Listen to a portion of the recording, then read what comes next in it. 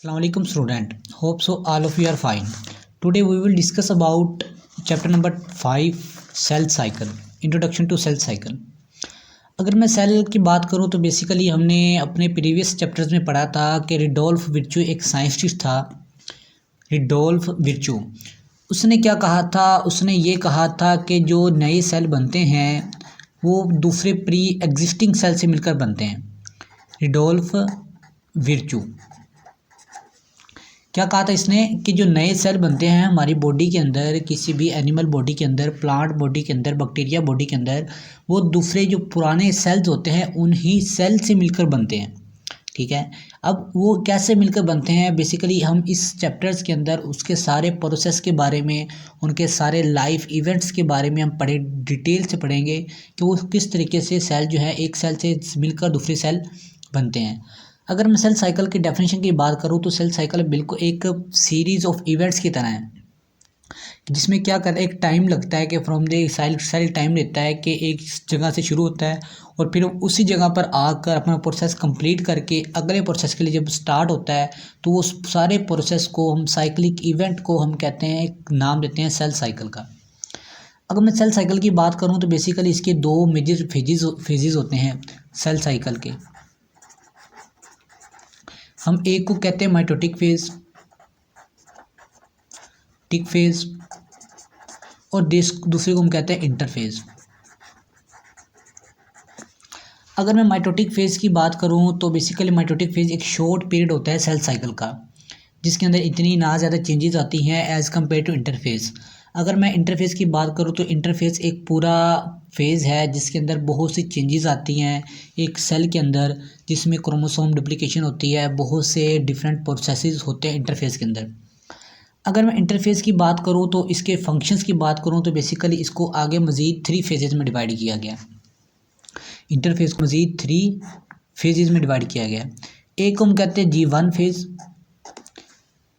एक को कहते हैं S फेज़ और एक को कहते हैं G2 फेज़। अगर मैं G1 फेज़ की बात करूं तो इसका जो दूसरा नाम है वो कहते हैं हम उसको फर्स्ट गैप। G1 को क्या कहते हैं? First gap. और अगर S फेज़ की बात करूं तो इसका मतलब है साइंथेसिस। G2 फेज़ की बात करूं तो इसका मतलब है सेकंड गैप। अब हम इन तीनों को डिटेल से पढ़ेंगे कि इन तीनों के अंदर कौन कौन सी चेंजेस आती है, G1 के अंदर कौन सी चेंजेस आती हैं, S फेज़ के अंदर कौन सी चेंजेस आती हैं और G2 फेज़ के अंदर कौन सी चेंजेस आती हैं। सबसे पहले हम बात करते हैं G1 फेज़ की। इसको हम कहते हैं फर्स्ट गैप। अगर मैं G1 फेज़ की बात करूं तो जो सेल जो है स्टार्ट करता है, अपना सेल साइकिल स्टार्ट करता है, इस फेज़ के अंदर क्या होता है कि जो प्रोटीन की सप्लाई है वो इंक्रीज़ हो जाती है। यानी कि जो सेल ऑर्गेनेलीज होते हैं, सेल के अंदर जो जितने भी ऑर्गेनेलीज होते हैं, ऑर्गेनेलीज, उनके अंदर जो प्रोटीन की सप्लाई है, सप्लाई ऑफ प्रोटीन वो इंक्रीज़ हो जाती है। उसकी जो मिकदार है, उसकी जो क्वांटिटी है सेल के अंदर वो इंक्रीज़ हो जाती है। जैसा कि माइटोकॉन्ड्रिया है, राइबोसोम है, ये क्या करना है, इनको ग्रोज इन साइज़, इनका साइज़ जो है बड़ा होना शुरू हो जाता है। Grows in size G1 phase के अंदर, इन साइज़।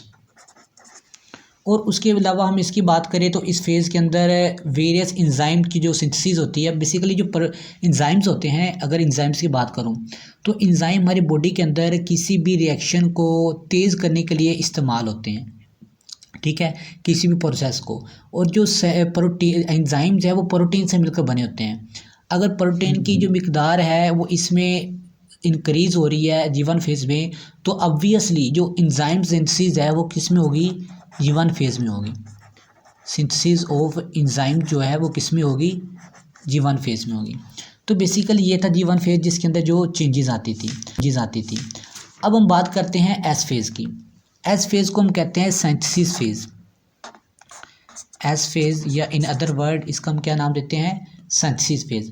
अब बेसिकली इसके अंदर किस चीज़ की सिंथेसिस होती है? इसके अंदर होती है डुप्लीकेशन ऑफ क्रोमोसोम्स।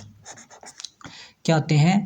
क्रोमोसोम्स की डुप्लीकेशन होती है, डुप्लीकेशन ऑफ क्रोमोसोम्स। अब बेसिकली क्रोमोसोम्स क्या होते हैं? क्रोमोसोम्स एक थ्रेड लाइक स्ट्रक्चर होता है, थ्रेड लाइक, जो हमारी बॉडी के अंदर बहुत ही अहम फंक्शन प्ले करते हैं। अगर इन अदर वर्ड में बात करूँ तो क्रोमोसोम की, तो आप इस तरीके से भी कह सकते हैं कि विदाउट क्रोमोसोम जो है ये सेल साइकिल जो है हो ही नहीं सकता, पॉसिबल ही नहीं है। तो एज अ रिजल्ट क्या होता है, इस फेज़ के अंदर दो सिस्टर क्रोमैटिड्स बन जाते हैं, टू सिस्टर क्रोमैटिड्स बन जाते हैं। बेसिकली जो होता है ना क्रोमोसोम, ये कुछ इस टाइप्स का होता है, ठीक है। ये एक सिस्टर क्रोमैटिड है और ये दूसरा है, तो ये दो सिस्टर क्रोमैटिड्स बन जाते हैं एस फेज़ के अंदर। उसके बाद हम बात करते हैं G2 फेज़ की। G2 फेज़ की, अगर मैं G2 फेज़ की बात करूं तो G2 फेज़ के अंदर क्या होता है कि जो सेल प्रोटीन सेल ने बनाई होती है वो क्या हो जाती है कि मतलब कि प्रोडक्शन ऑफ स्पिंडल फाइबर्स के अंदर हेल्प करती है। किसकी क्या होती है इसमें G2 फेज़ में, production of spindle fibres. Spindle fibres कहते हैं धागे को, यानी कि इसके अंदर जो थ्रेड लाइक एक स्ट्रक्चर है, स्पिंडल फाइबर्स हैं, वो प्रोडक्शन होना शुरू हो जाती है प्रोटीन से। स्पिंडल फाइबर प्रोटीन से मिलकर बने होते हैं, और प्रोटीन की जो G1 फेज़ में बन चुकी थी, अब G2 फेज़ में उस प्रोटीन से क्या बनता है, स्पिंडल फाइबर्स बनते हैं। आफ्टर द G2 फेज़ के बाद एक सेल जो है एक ऐसी डिवीजन में दाखिल होता है जिसको हम कहते हैं एम फेज़। और एम फेज़ में क्या होता है कि सेल डिवाइड हो जाता है दो डॉटर सेल्स में।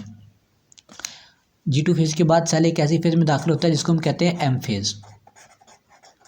एम फेज़ के अंदर क्या होता है कि इसके अंदर सेल डिवाइड हो जाता है टू डॉटर सेल में, यानी कि ये एक पेरेंट सेल है, सेल इधर से दो डॉटर सेल में डिवाइड हो जाता है एम फेज़ के अंदर। तो बेसिकली ये प्रोसीजर किस में होता है, एम फेज़ में आफ्टर दी G2 फेज़।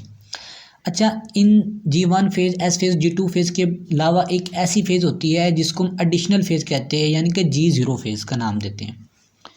कौन सी फेज़ होती है, G0 फेज़। ये एडिशनल फेज़ होती है, एक एडिशनल, यानी कि ये सेल के अंदर हो भी सकती है या अदरवाइज नहीं भी हो सकती। ये इस G0 फेज़ के अंदर क्या होता है कि बहुत से मल्टी सेलुलर यूकेरियोट्स जो होते हैं, जब सेल इस G0 फेज़ के अंदर दाखिल होता है तो G1 की स्टॉप डिवाइड होना शुरू हो जाती है, मतलब कि जो उसकी डिवीजन होती है G1 फेज़ के अंदर वो स्टॉप होना शुरू हो जाती है। यानी कि अगर सेल जो है G1 के बजाय G0 में चला गया है तो क्या करेगा, G1 फेज़ की जो उसकी डिवाइडिंग है उसको स्टॉप कर देगा, G1 की स्टॉप डिवाइडिंग। अच्छा, स्टॉप डिवाइडिंग कर देगा तो आगे सेल साइकिल नहीं हो सकता, यानी कि कोई भी पीरियड नहीं होगा।